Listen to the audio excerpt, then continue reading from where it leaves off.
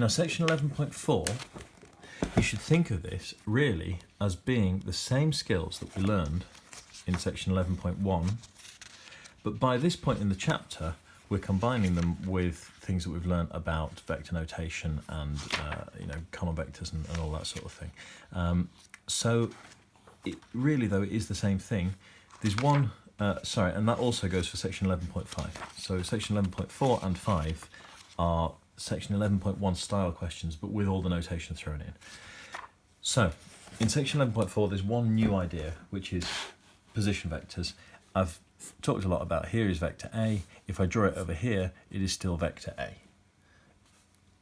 Doesn't matter where you start and finish, it's the journey. If you start here and go the same direction and the same distance, then you've gone vector A.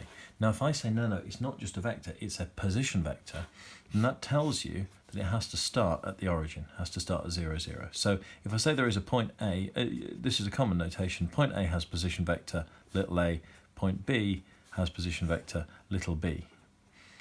Now often they won't be a set of axes, there will just be point A has position vector little a, point B has position vector little b. So we'll draw ourselves an origin just to get an idea. We'll say, well, the origin's there, this is point A, this is point B. So the position vector of point A is little a, the position vector of point B is little b, and that means that those two vectors on our diagram have to start in the same place because they're both position vectors, right? So the thing that confuses people a lot is that you have questions talking about position vectors, but you don't have a set of axes in the question. What it means is imagine your origin somewhere and draw your position vectors as all starting from that point, okay? So the thing that we use a lot is if I've got a point A with position vector A, point B with position vector B, and I want to know the journey from A to B, well, that is backwards along A and forwards along B. In other words, B minus A.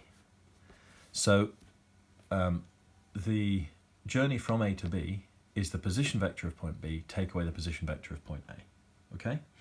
And I can say the position vector of a point because if we imagine a set of axes for a minute and we think of the point 2, 3 as a set of coordinates, that has position vector 2, 3. I've gone from the origin 2 across and 3 up.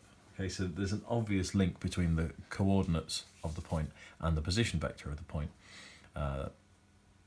So the position vector of the point is the point that takes you from the origin to that point. At the same time though, this is a set of coordinates, this is a vector.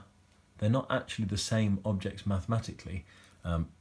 This is a point, this is a vector. A point is a point on the set of axes. A vector is a journey that takes you 2 across and 3 up. Okay, so the journey that takes you 2 across and 3 up, if you start it at the origin, if we call it a position vector, it takes us to the coordinates 2, 3. So that word position vector does do quite a bit of work, sort of conceptually. Okay, it tells us a lot of extra information about the vector.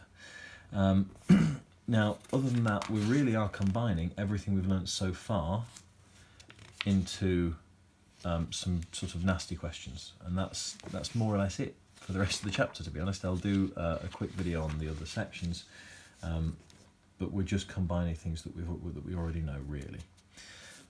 So end of section 11.4.